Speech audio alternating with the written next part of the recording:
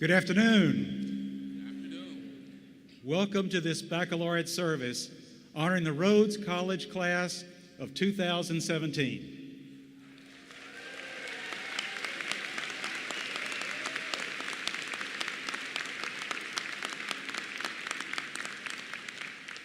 We are so pleased you could join us here today to worship and pay tribute to our graduates.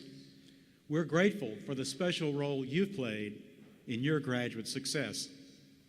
Our service today will be led by members of the class of 2017. They represent a truly outstanding class. Carol and I are honored to be graduating with them. Aren't we proud of them and all they've accomplished?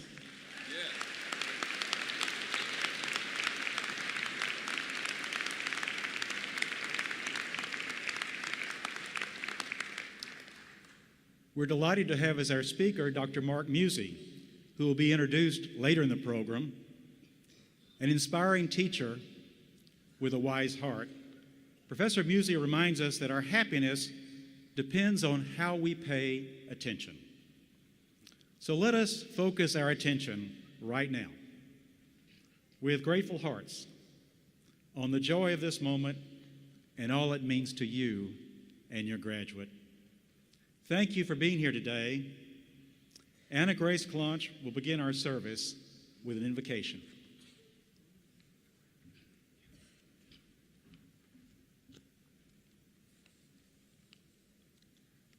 The prophet Isaiah spoke about God.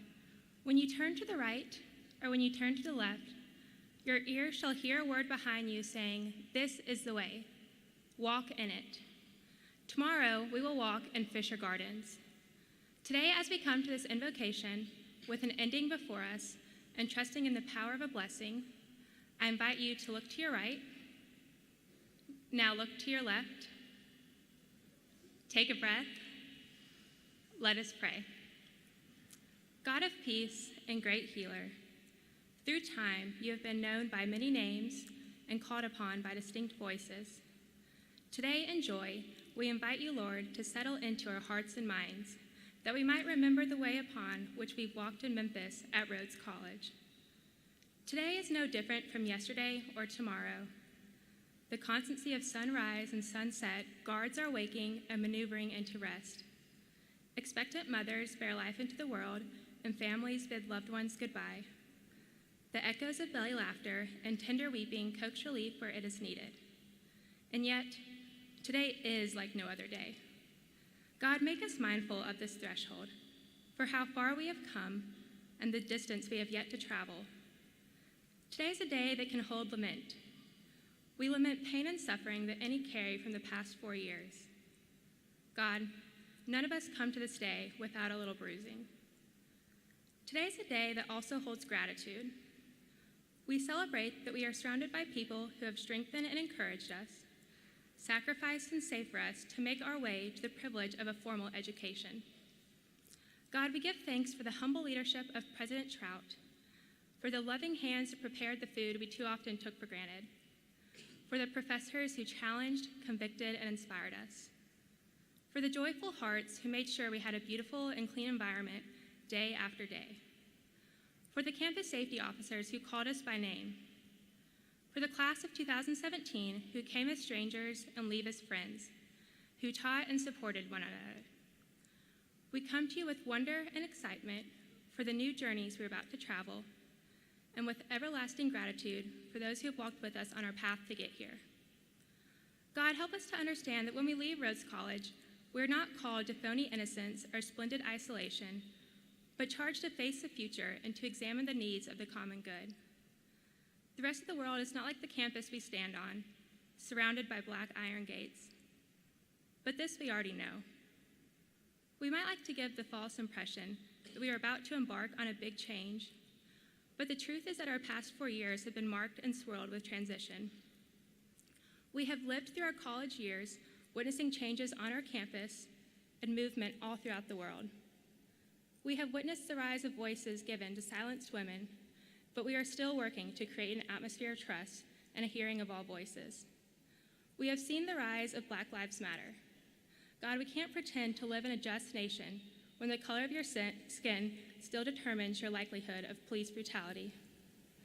We have felt helpless for our brothers and sisters, children and innocents, who continue to make treacherous journeys over land and sea to escape unmitigated violence and to flee from senseless hatred. Our world is not absent from progress, and yet we still have so much work to do. God, give us the courage, perseverance, patience, conviction, and faith to never stop working toward a world where unity overpowers self-interest. We pray that in a world that teaches us to be materialistic, that we are generous, to seek revenge, that we forgive, to be narcissistically competitive, that we are graciously humble. Tomorrow we will become graduates of Rhodes College, but more importantly, Lord, make us agents of peace. Stand with us at this threshold and speak your word. This is the way. Do not let our diploma and the opportunity it holds lead us astray from the needs of our world and your callings for us. As we walk along the way, give to us more courage and less fear, more serenity and less greed, more kindness and less cynicism. O God, for everything there is a season and a time, gratitude and lament, celebration and joy. Whether we stand under the shadow of the cross, the Star of David, the crescent of Islam, or some sacred path, send us with the confidence that we never graduate from the reach of your love and grace. You are healing light, your unfathomable peace. You lead the way. Thanks be to you. Amen.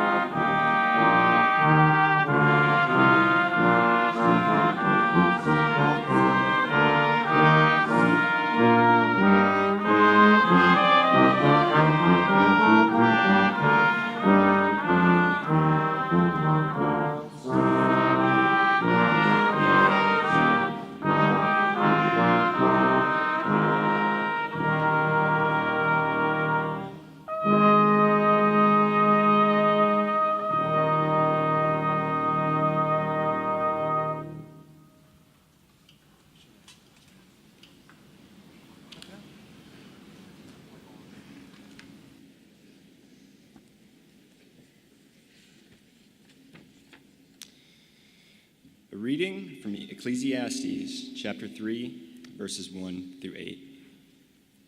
There is a time for everything and a season for every activity under the heavens, a time to be born and a time to die, a time to plant and a time to uproot, a time to kill and a time to heal, a time to tear down and a time to build, a time to weep and a time to laugh, a time to mourn and a time to dance, a time to scatter stones and a time to gather them, a time to embrace and a time to refrain from embracing, a time to search and a time to give up, a time to keep and a time to throw away, a time to tear and a time to mend, a time to be silent and a time to speak, a time to love and a time to hate,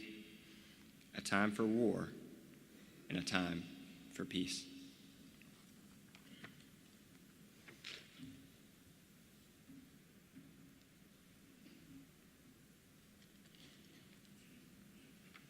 The first New Testament passage comes from James chapter 1, verse 19.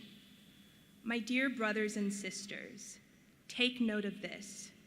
Everyone should be quick to listen, slow to speak, and slow to become angry.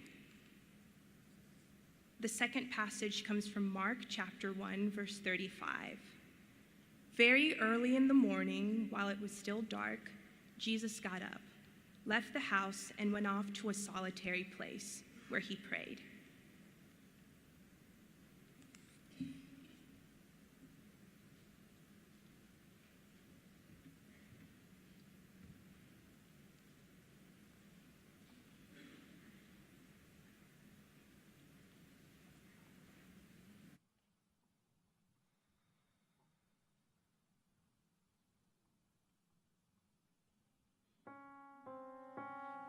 I can stop one heart from breaking, I shall not live in vain.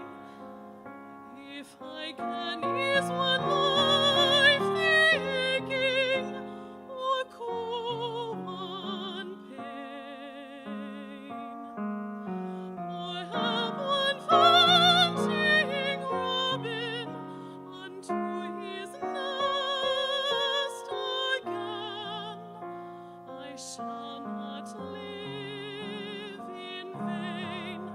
I shall not live in vain. I shall not live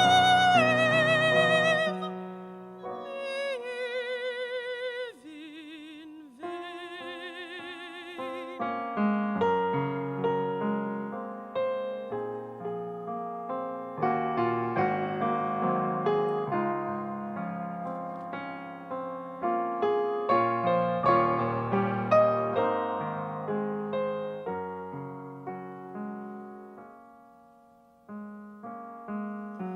Or help one fainting robin unto his nest again, I shall not live in vain. I shall not live in vain.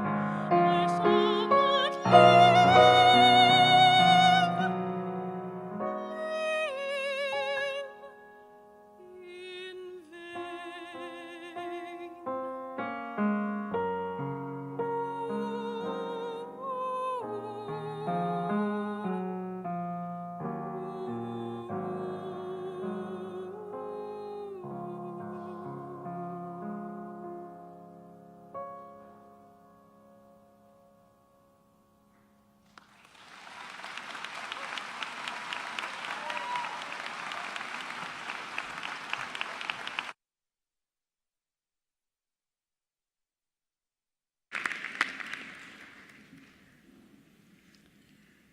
It is my personal privilege to introduce our baccalaureate speaker, Dr. Marc Musi. A beloved teacher, respected scholar, and trusted campus colleague, Dr. Musi joined the Rhodes faculty in 1988, a year after receiving his PhD in the study of religion from Harvard University. At Rhodes, he's taught courses on world religions and philosophy, modern theology, and spirituality. Widely recognized for his teaching and service, he received the Fortress Press Undergraduate Teaching Award in 2007 and the Clarence Day Award for Outstanding Teaching at Rhodes in 2008. He was a 2011 recipient of the Distinguished Service Award from India's Vishwami Institute for outstanding and dedicated community service and exceptional efforts to promote human values and culture. Marc Musi is a beloved Rhodes professor. A member of this graduating class writes, "Professor Musi has been a mentor to me in both matters of school and life. His patience, humor, wisdom, inquiry, and compassionate leadership gave me someone to look up to in an academic setting and someone to follow in my personal journey. A highly respected scholar, he's produced 4 lecture series and companion books for the great courses, The Great Religions, Hinduism, Religions of the Axial Age, Confucius, Buddha, Jesus, and Muhammad, and Practicing Mindfulness, an Introduction to Meditation. Dr. Musi is the author of many books, articles, and reviews in comparative religions and theology. His newest book, 4 Wise Men, The Lives and Teachings of Confucius, Buddha, Jesus, and Muhammad, was published by Cascade Books earlier this year. A trusted campus colleague, he served as department chair, committee chair, faculty marshal, and for the last 2 years has led our Compassionate Campus initiative. He has been a mentor and role model to many of us on how to live with compassion. Tomorrow he retires from Rhodes, having inspired us with his own passion for learning and compassion for others. Please join me in welcoming our baccalaureate speaker, Dr. Marc Musi.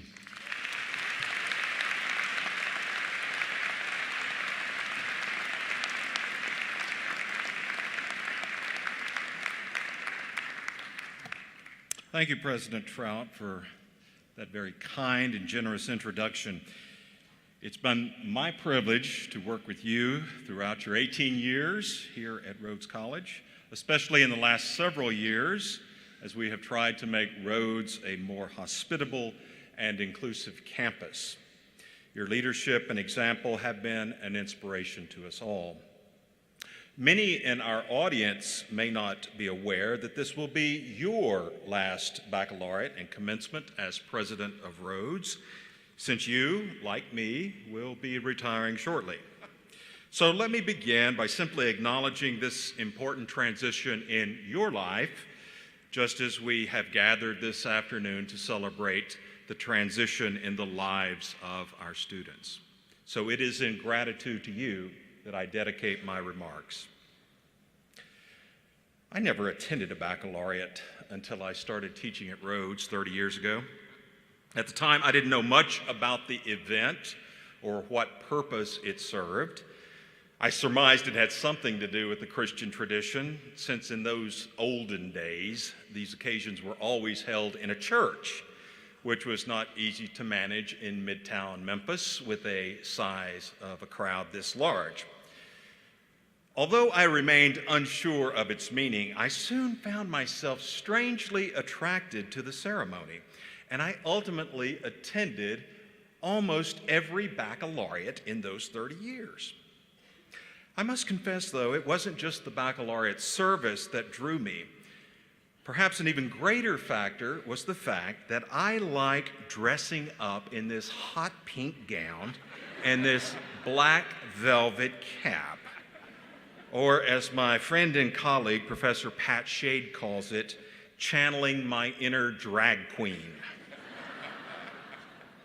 Sometimes I even wonder if I didn't get a PhD just to be able to strut around in this colorful regalia, pretending to be smart. So when President Trout did me the great honor of asking me to give this year's baccalaureate address, I took the opportunity to answer the question that I never really answered when I first started attending these formal academic occasions. What is the point of baccalaureate anyway?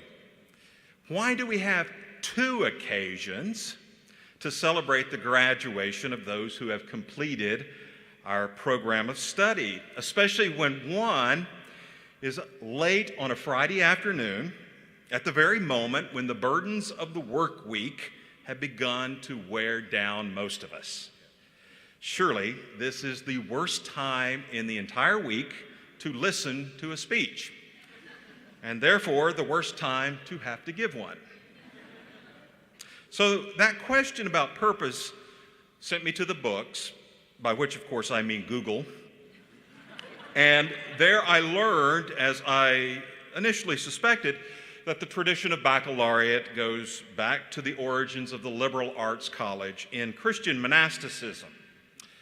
Originally, baccalaureate was the time when diplomas were given to the graduates amid all the religious pomp that you'd expect in a monastic setting. Eventually, the awarding of degrees came to be held on a separate day, which was named commencement, and baccalaureate came to be purely a worship service. The practice of baccalaureate was gradually dropped at most colleges and universities as institutions of higher education became increasingly secularized in the modern era. But Rhodes and a relative handful of other schools have retained the ancient tradition, just as we have retained other monastic vestiges like our robes and our Gothic architecture and calling the cafeteria the refectory. But to me, tradition alone seems hardly a sufficient reason for asking you good people to come to campus on a Friday afternoon and listen to someone in an antiquated, if flamboyant costume deliver a talk to make you feel good about giving us an outrageous amount of your hard-earned money for the last 4 years.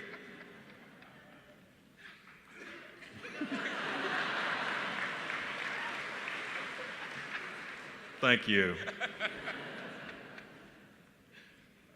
So after considerable reflection on the matter, I've come up with a reason for this occasion that I find compelling, and I'd like to share it with you and make it the very substance of my remarks. And this is the answer. It is a good thing to do. It is good for us to take time out of our regularly scheduled lives to stop and take stock, to pause for a moment and reflect on the momentousness of what is now taking place in our lives, and then especially in the lives of these young people. That's what we're doing at Baccalaureate. And that is the thing I believe that distinguishes it from commencement. Tomorrow will be all about activity, about movement and liveliness. Our students will walk across the stage, tassels will be moved, hands will be shook, hoods will be donned, pictures will be taken, toasts will be made, and our newly minted graduates will begin a new chapter in their lives. The active nature of this part of graduation is even reflected in what we call it, commencement. Baccalaureate, by contrast, seems quieter and more reflective, less a start than a slowing down, a cessation of activity for the purposes of appreciation and gratitude, a time to catch our breath after 4 years of sometimes crazed intensity before commencing on to the next adventure. And so, for the next few moments, I'd like to invite you to step away from that frenzy that we call our lives and reflect on me about the great value of taking a break. When I was in high school, I read, as I suspect many of you did, Henry David Thoreau's Walden. I've only recently come to realize what a profound impact his words have had on my life during the 40-odd years since I first read his books. One passage in particular has haunted me. And if you go to Walden Pond today, you will find these very words inscribed on a wooden plaque near the place where his tiny cabin stood. He wrote, "I went to the woods because I wished to live deliberately, to front only the essential facts of life and see if I could not learn what it had to teach, and not, when I came to die, discover that I had not lived. That last clause has nagged me throughout my adult life. The tremendous fear of coming to my end and concluding that my life had been a waste, frittered away on something utterly pointless, devoid of purpose or significance. It was the fear of squandering my one precious life. I reckon that many of you share that fear, though you might not articulate it the way I just did or the way Thoreau does. And I think it's a perfectly legitimate fear in our day and age, for in our era, the temptations and opportunities for squandering life have never been more abundant or more accessible. If you basically follow the implicit and explicit guidelines prescribed for you by the world, never raising a suspicious eyebrow about what you've been told, you're almost certainly headed toward that unhappy deathbed. Or if you're lucky, a devastating midlife crisis that might just shake you out of your dogmatic slumber. Now, I don't need to tell you that our culture, or at least vast swaths of it, wants you to stop paying attention to what's genuinely important and exchange your precious life for the things that are not. Jobs that overwork us, amusements that absorb us, drugs that dull us, and media that distract us, all are there waiting to suck the very life from your marrow. And it is so important that you do not let them. But resistance is hard, especially when the rest of the world seems to be convinced that the way to contentment and happiness is by making this exchange. Living with the healthy fear prompted by Thoreau's words, I have spent a lot of time trying to resist the lure of the scripted life and trying to figure out ways to stay aware of the times when I'm faltering. I've concluded that the issue is not trying to discover what is most important in life. We already know that. Most of us are aware of the preeminence of empathy and kindness, of courage and perseverance, appreciation and gratitude, fairness and justice, wonder and awe. The problem is we forget. The distractions and amusements and stresses of life imperceptibly drain us of life and memory. To resist, we need to be reminded. To be reminded, we need discipline. Our minds need to be frequently and regularly prodded to remember the things we already know to be true. As a student of religion, I often come across an insight or a practice in another tradition that I might not have seen in my own, even though it may have been there all along. Let me tell you about two of my serendipitous discoveries, one from Islam and one from Judaism. I guess that one thing everyone knows about Islam, even if they know nothing else, is that Muslims are supposed to stop whatever they're doing and pray 5 times a day. When I learned of this practice, I was perplexed. Isn't 5 times a bit excessive? Do you really have to stop everything? Can't you just pray as you're doing something else?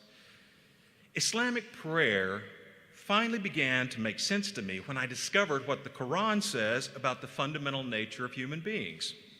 According to Islam, our problem is not that we're prideful or rebellious, as some theologians might say. It's that we're forgetful. We have a propensity to lose track of what is true and real about our existence.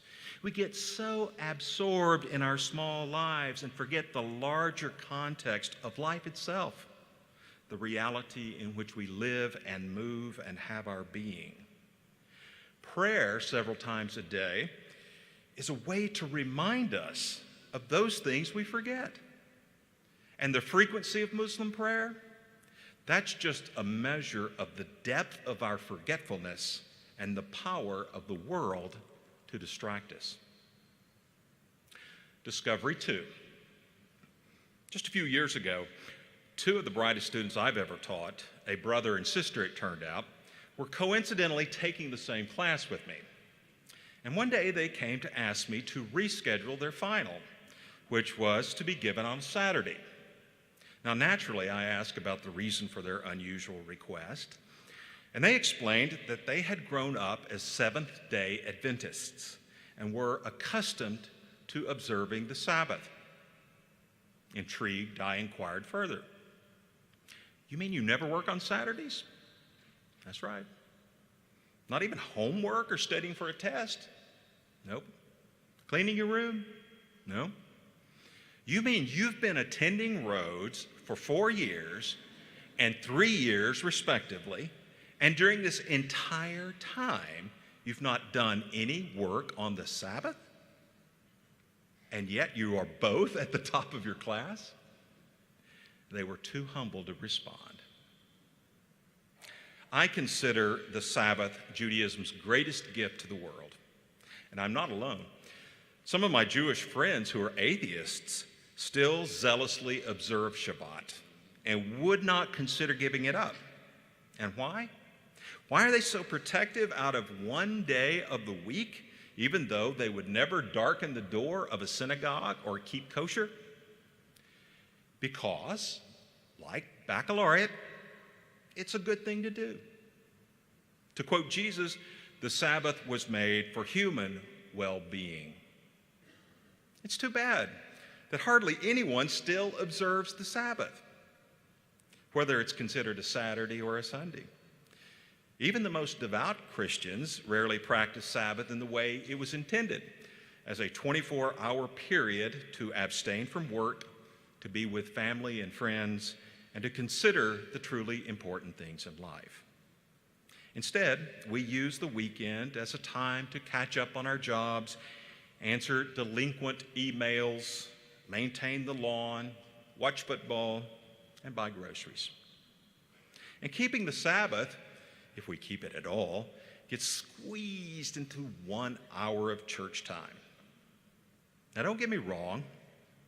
Mowing the grass and buying groceries are important things to do. We need to do them. As we speak, my lawn is in dire need of cutting. And I'm not going to get to it tomorrow. But as my Seventh-day Adventist students proved, these things need not be done at the expense of making time for the timeless. Taking pauses in the day, in the week, in the year, and in our lives is not about turning our backs on the world. They're about stepping away now and then so you can see the world more clearly, respond to it more creatively, and love it more passionately. In Silicon Valley, increasing numbers of techies are taking what has come to be called an internet Sabbath, a time to turn off the cell phones and computers and simply to be present to oneself.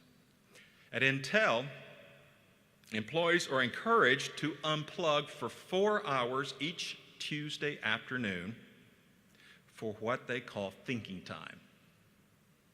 It's telling that those most intimately associated with our high-tech culture are the very ones who are most attuned to its perils. Kevin Kelly, the founding editor of Wired magazine, says, "I continue to keep the cornucopia of technology at arm's length so I can more easily remember who I am." Deep within all of us, there's a yearning that resonates with Kelly's desire to remain cognizant of who we are and what is essential in life. Unfortunately, we are bombarded with so much information, so many expectations, so many diversions that we can barely hear the sound of that voice, much less pay heed to it.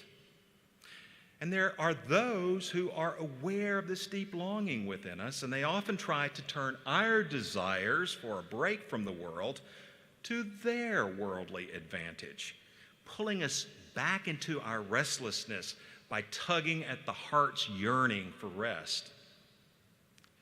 I'm sure many of you recognize the title of my talk as a famous advertising slogan from Coca-Cola, first made popular in 1929. Now, I've known this phrase for years, and I knew it captured the essence of what I wanted to convey today. But of course, as a pink-clad scholar, I needed to know a little bit more about it and see if maybe there wasn't a more appropriate slogan for my title. So back to the books. Google. What I discovered in the world of soda advertising rather amazed and amused me. Almost since its beginning, Coca-Cola has created a slew of slogans, a new one almost every year, perfectly designed to appeal to some profound desire and persuade us that Coke would ineluctably satisfy those desires. The pause that refreshes nicely arouses our hunger for rest and renewal. Hey, but consider some others. In 1905, the slogan was, Coke revives and sustains. Not as catchy as the pause that refreshes, but drawing on the same basic desires. In 1963, we were told, things go better with Coke. Goodness, who doesn't want things to go better? Give me a Coke. In 1976, Americans heard, Coke adds life. Wow, who doesn't want more life? Give me another Coke. In Indonesia, in 2015, the slogan was, share a Coke, appealing to our need for connectedness to others. In 2008, Coke told its Spanish consumers that it had been spreading happiness since 1886. In 1952, Coke helped Americans identify their deep, unarticulated yearnings by telling us, what you want is a Coke. Sounds a little like a post-hypnotic suggestion. But I'm not so sure we can trust Coke's proclamations. In 1906, Coke proclaimed itself the great national temperance beverage, just as prohibition was looming on the horizon. Now, I'm not certain, but I think Coke was still concocting its temperance beverage with 9 milligrams of cocaine at that time. The last two examples are my favorites. In Pakistan, they say, "Oh, tyrant, feed us Coca-Cola." And finally, in 2001, advertisers in Japan, in an apparent fit of honesty, came up with Coke. No reason.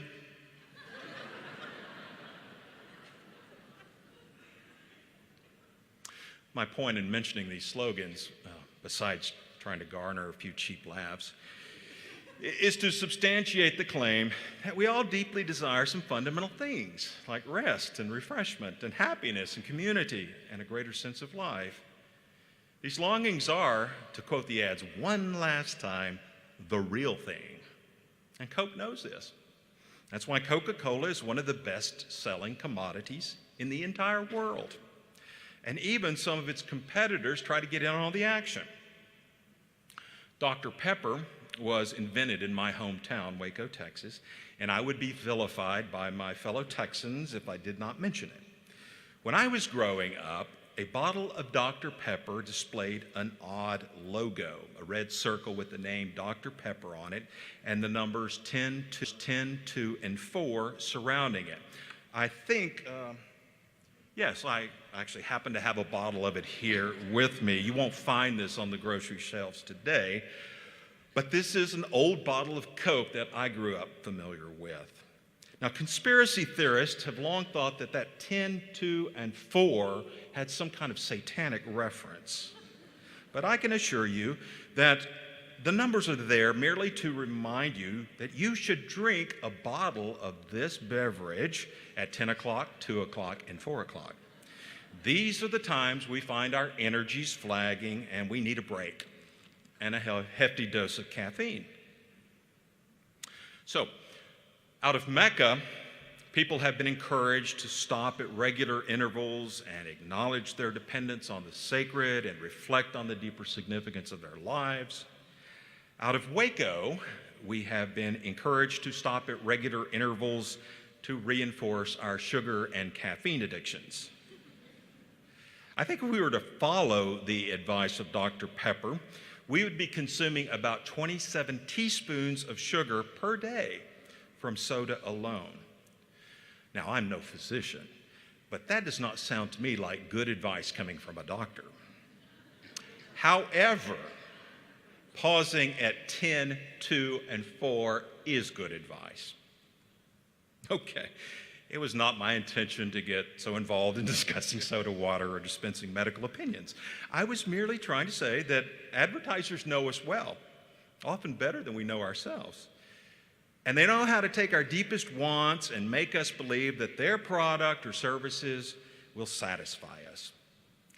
The sort of seductiveness that we see blatantly in soda ads, but which is everywhere in more subtle and insidious ways, only contributes to our distractedness. The answer to our restlessness and anxiety is not found in a bottle of Coke or in a line of Coke. It's not in getting a Dr. Pepper or in getting a doctorate. It comes, I believe, in taking time to be still, to be alone, to be quiet and attentive. Blaise Pascal, the French philosopher and mathematician, once wrote, "All of humanity's problems derive from the inability to sit alone in a room quietly." As if in direct response to Pascal's contention, some of the greatest figures of the 20th century penned the following words. Mahatma Gandhi writes, "In the attitude of silence, the soul finds the path in a clearer light, and what is elusive and deceptive resolves itself into crystal clearness. Our life is a long and arduous quest after truth, and the soul requires inward restfulness to attain its full height." In his poem Ash Wednesday, T.S. Eliot asks God, "Teach us to care and not to care. Teach us to sit still." Maya Angelou writes, "Each of us needs to withdraw from the cares that will not withdraw from us. We need hours of aimless wandering or spaces of time sitting on park benches, observing the mysterious world of ants and the canopy of trees." And Franz Kafka adds, "It isn't even necessary that you leave home. Sit at your desk and listen. Don't listen, just wait. Don't wait. Be still and alone, and the whole world will offer itself to you." Each of these luminaries is essentially urging us to pause for a few moments and pay attention to where we are and what is happening in our lives. Kafka makes it sound so easy. You don't really need to do anything. Just show up, and the world will teach you. But of course, it's not that easy. We will find excuses not to show up, but even when we do, we will find it hard because we're not accustomed to doing next to nothing. As performance artist Marina Abramovich observes, the hardest thing is to actually do something that is close to nothing because it's demanding all of you. It's why Eliot feels he must pray to be taught to sit still. It's why we allow ourselves to think that maybe a Coke might do the trick. Tomorrow morning, you, our soon-to-be alumni and alumni of Rhodes College, will commence back into the world that you never really left. We hope you will leave us a bit wiser than when you appeared on our doorstep 4 years ago. But as you go, please remember to remember. Don't forget us here at your alma mater. Come back and see us. Do not forget those who have helped you to get to this place. Your loving family who now surround you, wishing you well and bursting with pride. Don't forget your friends and classmates who sit with you now, dressed like medieval monks. The ones who have walked this path with you, who have worked with you, laughed with you, shared your frustrations, and rejoiced at your accomplishments. But most of all, do not forget yourselves. Take a moment every now and then to sit quietly in your room, remembering your place in this wondrous world of ours, strengthening your love for it, and recollecting the things that are most important.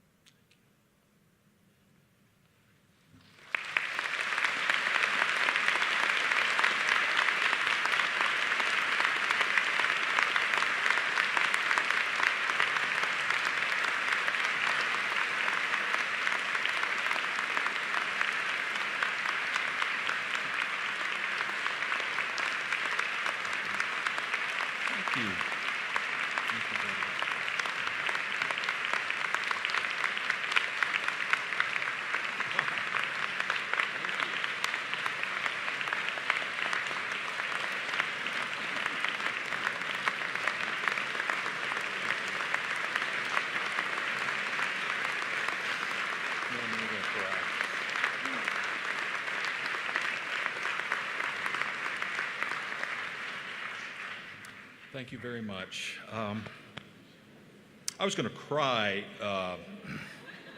when I read this next part, but I think you're going to cause me to do that a little prematurely. But I'll try to compose myself.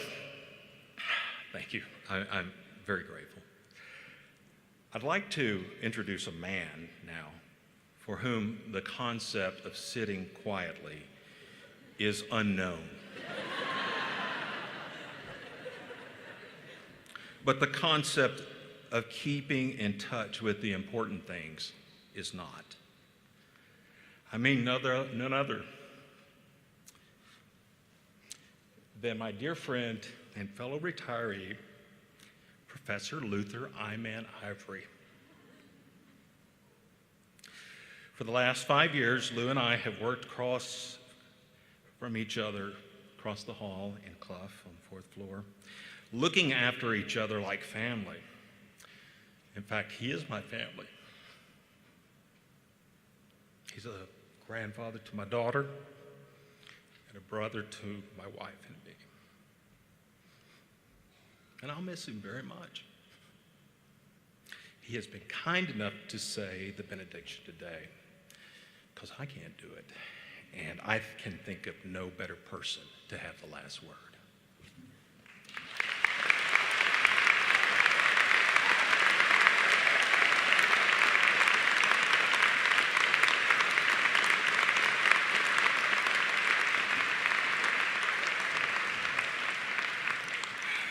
Okay. Something's in my eye. Okay. All right. I'm going to try to be quiet and calm. And scholars, what's up? Rhodes College links. That's what I'm talking about. I want to thank all of you for allowing us to be a part of your lives for 4 years, because you know we learned a lot from you too. Now I've got to get on off the stage so I can learn how to be quiet and compassionate in that quietness. But I want to say to you, go forth, look, start by giving yourself permission to be you. You know how we do it. Be yourself, because everybody else is already taken. All right?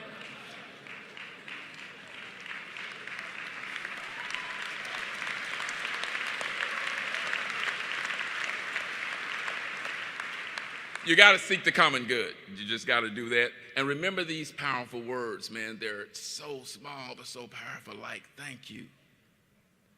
And how about please? I don't know. That's one. And beware of this deadly virus. We've never done it that way before. It's the virus of get used to it-itis. So I want you to give yourself permission to take care of your business with some integrity now, with some civility, with compassion. When you feel that your non-negotiable values, that core value system is about to be compromised, I want you to challenge yourself not to disconnect your belief system from your practice. You'll be morally hypocritical, and you can't fake the funk if you're a Rhodes graduate. So whatever you're doing, and you get tired, frustrated, hungry, angry, lonely, tired, halt. Challenge yourself to think about this very moment, this very day, this very hour, and think back, I've already accomplished a lot in my life. So links, get to stepping. In the big blue marble, get to stepping, brothers and sisters, to the places that will make your comfort zone shrink and narrow, where the unfamiliar would become familiar and the familiar would become chaos. The sounds are strange. The sights are strange. The language is unfamiliar. That's the call, the genuine call of the unfamiliar to you. That's what you prepared yourselves for. Get to stepping as radical lovers. I mean the highest form of love, agape, all right? Because that's what love is. It outlasts everything, even the Energizer Bunny. Remember this, y'all. You know a lot. You're scholars, but people may not care how much you know until you first show them that they can know how much you really care. So may those of the lives who have touched you, and that's all of us, I want you to go out there and just have some F-U-N with compassion. Caucus yourself when you need to, like my brother Marc has given us those powerful words. And then party on, brothers and sisters. Links, live long and prosper.